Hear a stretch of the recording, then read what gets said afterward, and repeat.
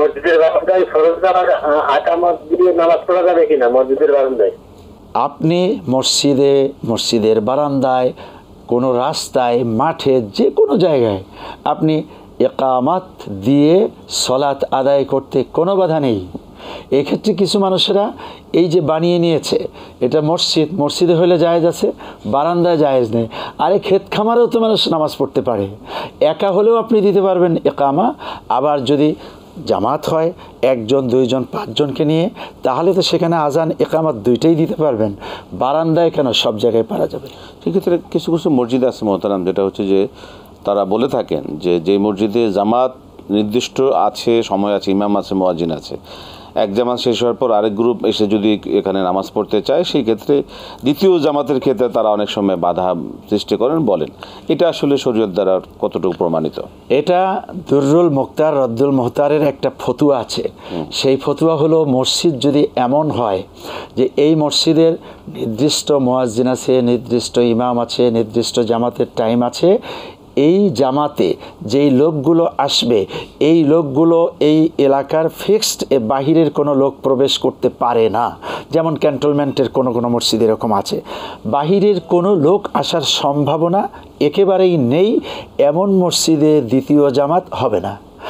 কিন্তু যেই মসজিদগুলিতে অহরহ মানুষ আসতে পারে, যাইতে পারে, আসতে পারে, কিছু লোক এখন এসেছিল, আবার দেখা গেল কয়েকজন এসেই জামাতটা পেল না, এমন মসজিদগুলিতে 1 জামাত 2 3 5 জামাত করতে কোনো অসুবিধা নাই। ওই ওক্তের মধ্যে জামাত করে করে নামাজ পড়বে, এমনকি নামাজ ছুটে গেছে, সলাৎ পরবর্তীতে আদায় করবে, সেই যে ছুটে যাওয়া নামাজ, যেটাকে কাজা বলে, এই নামাজেও জামাত করেছেন রাসূল সাল্লাল্লাহু আলাইহি ওয়াসাল্লাম, জায়গা থেকে সরে গিয়ে দূরে যে সালাত আদায় করেছেন। জি, আমরা যখন জামাতে নামাজ আদায় করি, হ্যাঁ জি, তখন যদি জামাতে ইমাম সাহেব নামাজ পড়াইতেছে, কিন্তু আমি নামাজটা ভুল করে ফেলছি, হ্যাঁ আমি হয়তো রুকুতে গিয়ে দোয়াটা ভুল ফেলছি, সিজদাতে যে দোয়াটা পড়ার কথা রুকুতে পড়ে ফেলছি, রুকুটা সিজদাতে পড়ে ফেলছি, অথবা অন্য কিছু আমি ভুলে পড়ে ফেলছি। সেক্ষেত্রে আমার নামাজটা কিভাবে, আমাকে সাউথিতে দিতে হবে না ইমামের সাথে আমার সালাম ফিরাতে হবে? জি জনাব, আপনি জামাতে সালাত আদায় করছেন, আপনি মুক্তাদি, ইমাম সাহেব এই সালাত চালিয়ে নিচ্ছেন, আপনি নিজে ভুল করেছেন। ভুলটা যদি হয় ফরজ, যেমন নামাজের ভিতরে বাহিরে 13টি ফরজ আছে, এর কোনোটি যদি আপনি ভুল করেন, তাহলে আপনি নামাজ ছেড়ে দিয়ে আবার নতুন করে জামাতে শামিল হবেন। যে পর্যন্ত এই পর্যন্ত পেয়েছিলেন সেটা তো ভুলের মধ্যে, এটা কাউন্ট হবে না। আপনার যতটুকু ছুটে গেল, ইমাম সাহেব সালাম ফিরানোর পরে ততটুকুন আপনি আদায় করে নেবেন। আর যদি ভুল হয় ওয়াজিব, আপনি যেমন বললেন যে আমি রুকুর তাসবিহ সেজদায় করেছি, সেজদার তাসবিহ রুকুতে করেছি, তাসবিহ হলো সুন্নাহ, আর রুকু সেজদা এটা ফার্জ।